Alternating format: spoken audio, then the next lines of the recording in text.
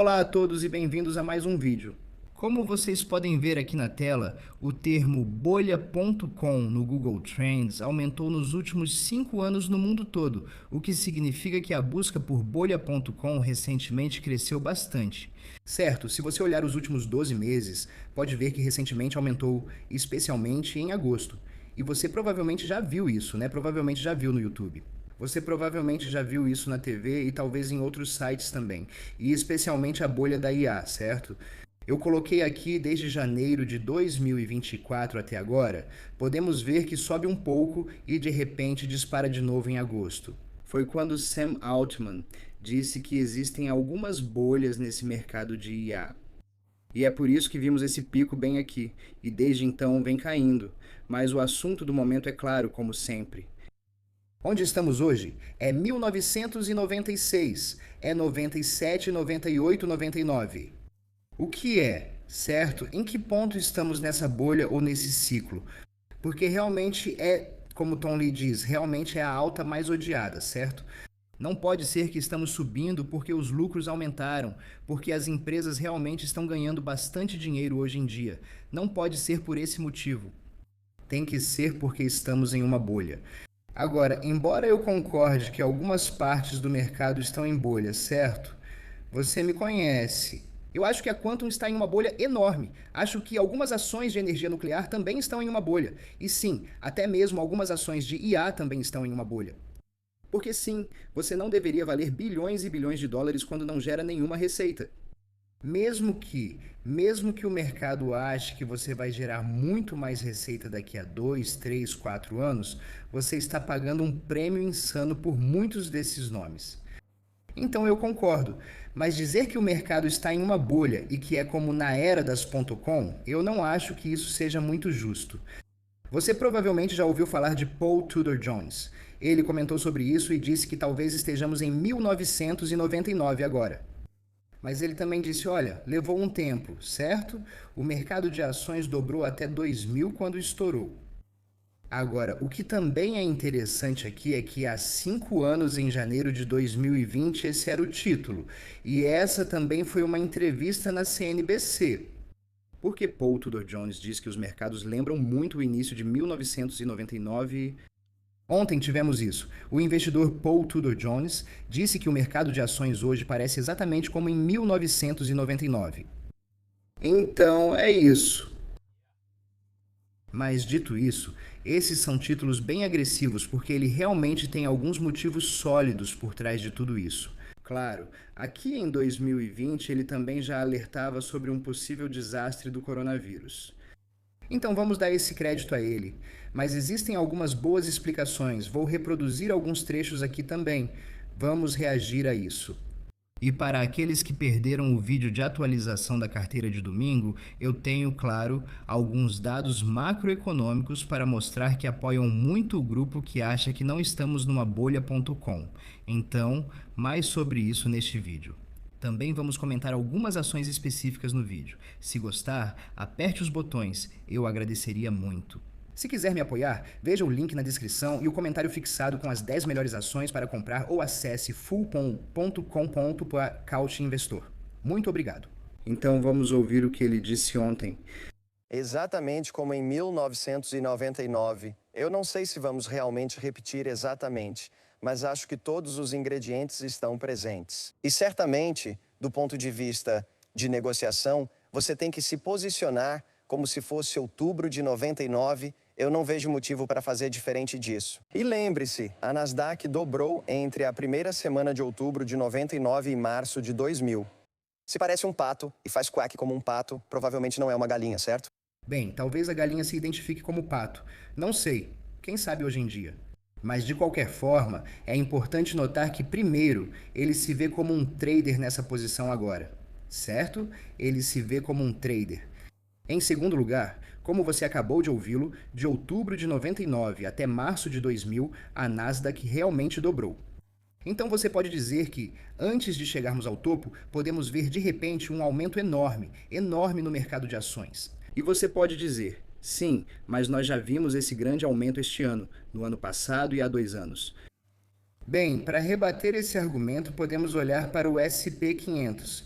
Vamos voltar lá para 2020, certo? Então, em 2020, claro, o mercado de ações caiu bastante e bem rápido por causa do coronavírus. Então, ele caiu 36% em questão de algumas semanas.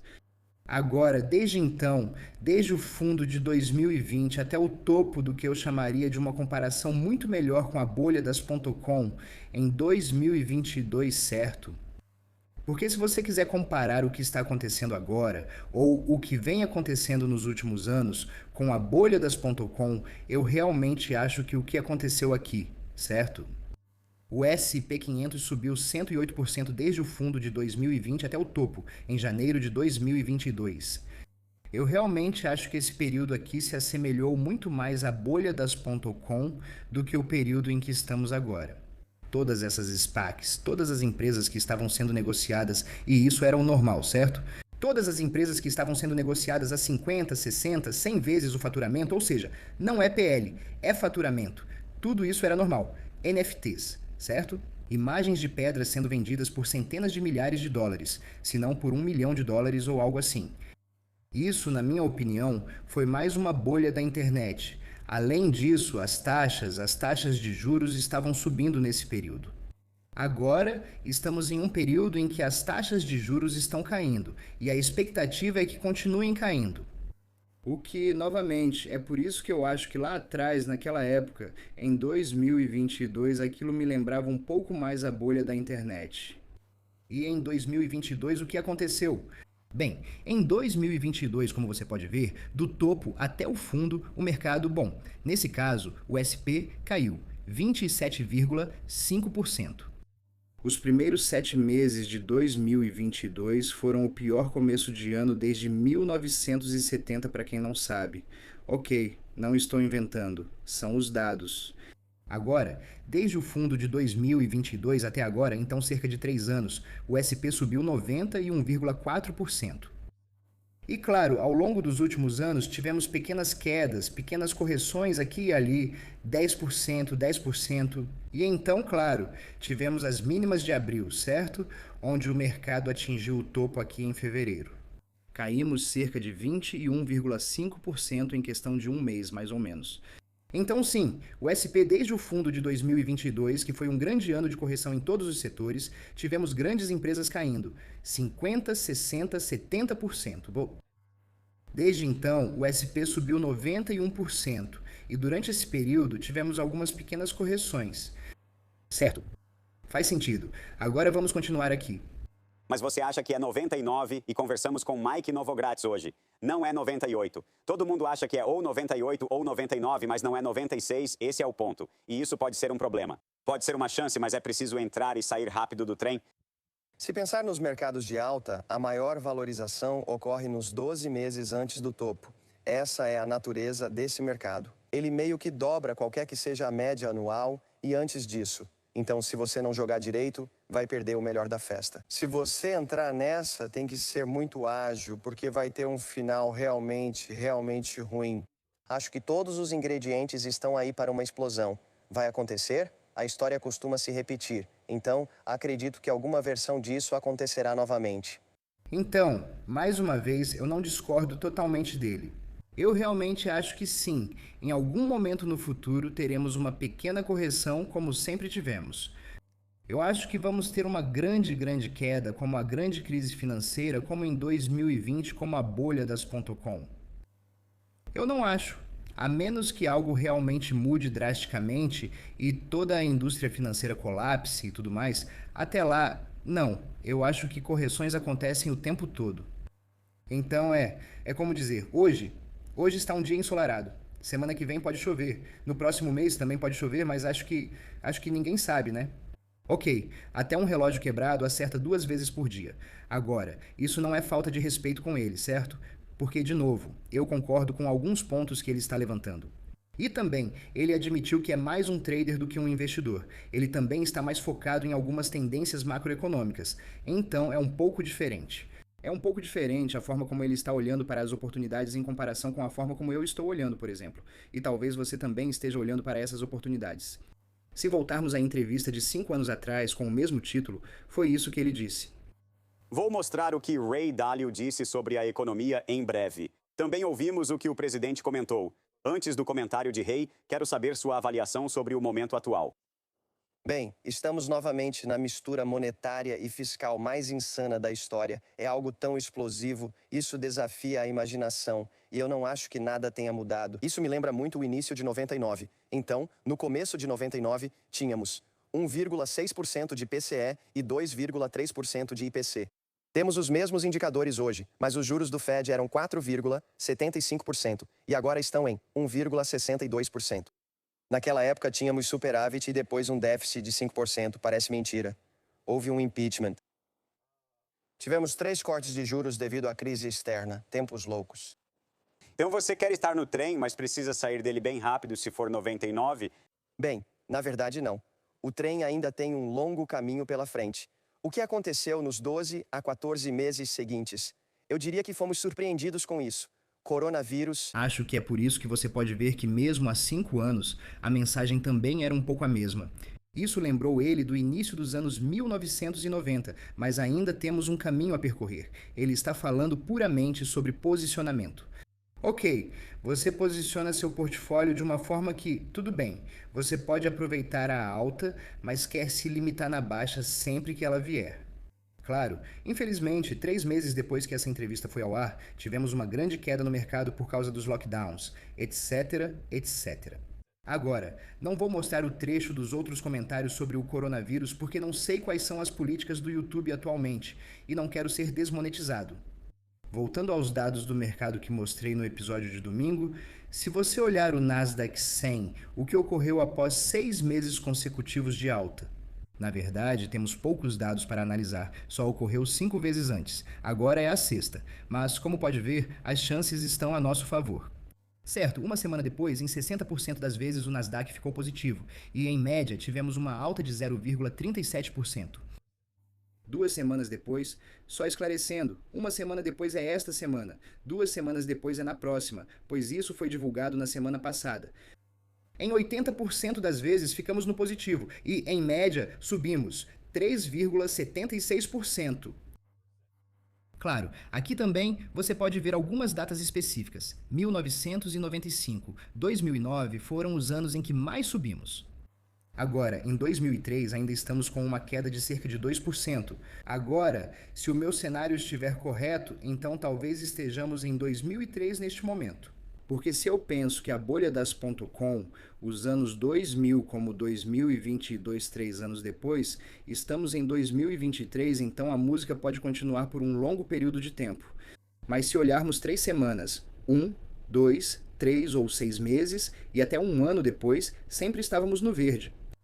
Ok, estávamos no verde, exceto 6 meses depois, quando ficamos no verde em 80% das vezes e, em média, subimos 7,7%. Então, novamente, as probabilidades estão a nosso favor. Como mostrei, outubro é historicamente o mês mais volátil do ano. É engraçado porque isso vem logo após o pior mês do ano, que deveria ser setembro.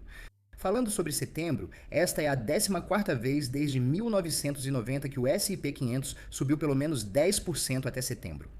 O S&P 500 terminou o ano em alta em 12 das 13 ocasiões anteriores. Então, mais uma vez, as probabilidades estão a nosso favor. Claro, pode ser que desta vez sejamos a exceção e talvez terminemos o ano em baixa. Pode acontecer. Olhando para o S&P 500, que ficou acima da média móvel de 50 dias por 108 dias seguidos, agora já faz ainda mais tempo. Essa foi a terceira sequência mais longa desde 1990. 1995 e 2007 foram mais longas. Então, de novo, você pode dizer, olha, está vendo, você vê as datas. Aham. Talvez a história não se repita, mas ela costuma rimar. Uma das últimas coisas que quero mostrar é essa postagem do Maverick Equity no X, que já te mostrei antes. Para todos que estão comparando o ano 2000 com o que está acontecendo agora, aqui fica muito claro para a gente, certo? No ano 2000 o preço disparou, mas os lucros não. Esta linha mostra os lucros e esta, o preço. Os lucros não seguiram o preço. Atualmente, desde o lançamento do ChatGPT, percebe-se que os preços e os lucros aumentaram, por isso continuo repetindo a mesma coisa. Quando a gente começar a ver a grande diferença, certo? A grande divergência aqui entre os dois, aí eu acho que podemos começar a falar sobre, ok, estouro da bolha e um grande descolamento. E, aliás, se olharmos aqui para os lucros, quando o mercado caiu lá em 2022, sim, os lucros caíram, mas os preços caíram muito mais do que deveriam. Então, houve uma reação exagerada em 2022. Certo, o fato de que você poderia ter comprado uma Google ou uma Meta ou algo assim por cerca de $90, o que, no caso da Meta, representava um múltiplo de cerca de 7 vezes, foi realmente impressionante.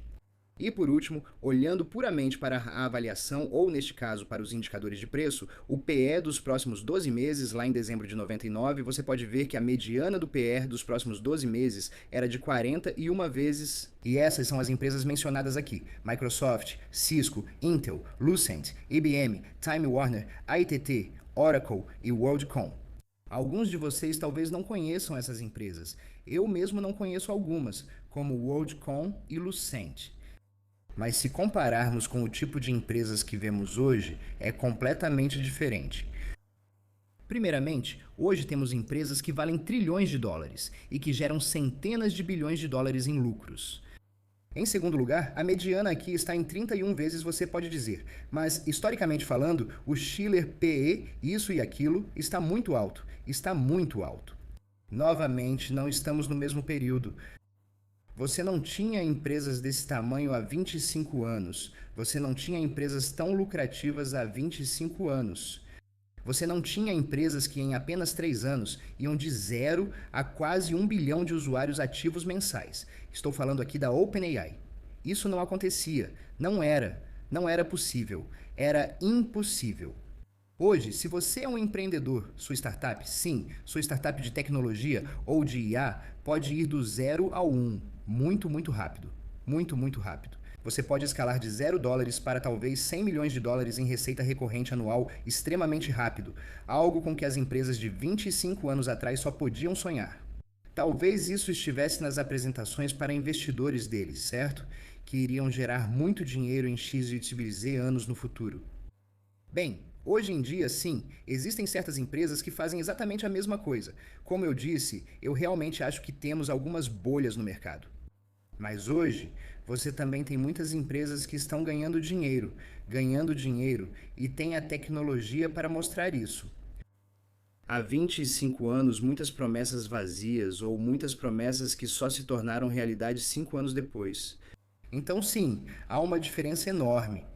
Então, medo da bolha das .com, não saia das suas posições por causa de títulos assustadores e porque, bem, especialistas dizem que estamos em 1999 ou em 2000 ou em 1998, tanto faz. Primeiro de tudo, você também deve saber que todos esses comentaristas, alguns especialistas, alguns investidores muito bons também, assim como alguns traders lendários, certo? Todos eles têm seus próprios portfólios. E todos eles já se posicionaram ou estão se posicionando de acordo, o que significa que, seja qual for a exposição deles, essa vai ser a narrativa que eles vão defender. Só para deixar claro, então sempre vai haver um viés. Por fim, no momento em que estou gravando isso, você pode ver que o mercado está dando uma pequena pausa. Começamos o dia bem no positivo. Agora, já temos alguns papéis no vermelho.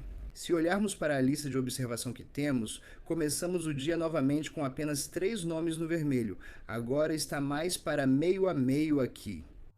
A Rubrik caiu quase 5%, o que é bom porque quero comprar mais ações. Nebulous, CoreWeave, todas caindo cerca de 4 a 5%. Quanto ao resto, também estão caindo um pouco. Os nomes que ainda estão em alta, SoFi está subindo 4,5%, já chegou a subir 8% em um momento. Oscar está subindo 4% devido a relatos ou rumores de que o presidente Trump pode realmente estender os subsídios do ACA para garantir o fim da paralisação do governo. Novamente, esses são apenas rumores e relatos. E isso é um ganho puro para Oscar, porque as projeções atuais não incluem nenhuma extensão dos subsídios. A AMD está subindo mais 4% após o efeito do anúncio de ontem. Muitos alvos de preço também foram elevados. Gims está subindo um pouco. PayPal está subindo 3%, já chegou a subir 5% em determinado momento. E eu sei que algumas pessoas estão surpresas que PayPal pode subir. Eu concordo, é realmente surpreendente, mas para o PayPal especificamente há algumas novidades. Porque o PayPal anunciou que vai destravar o potencial da mídia de varejo para pequenas empresas, permitindo sua participação em um boom publicitário bilionário. O gerenciador de anúncios do PayPal dá a bilhões de pequenas empresas acesso a receitas de anúncios de alta margem e cria novo inventário valioso para anunciantes de todos os portes. O PayPal lançou hoje o gerenciador de anúncios, permitindo que milhões de pequenas empresas que usam a plataforma criem suas próprias redes de mídia de varejo e obtenham novas receitas. Com 99,9% de todas as empresas nos Estados Unidos sendo pequenas empresas, o gerenciador de anúncios do PayPal vai ajudar pequenas empresas a criar bilhões de novas impressões de anúncios para marcas de todos os tamanhos, aproveitando um segmento de publicidade digital que cresce rapidamente e é altamente lucrativo. Já comentamos sobre o negócio de anúncios do PayPal antes, mas tínhamos poucas informações da empresa.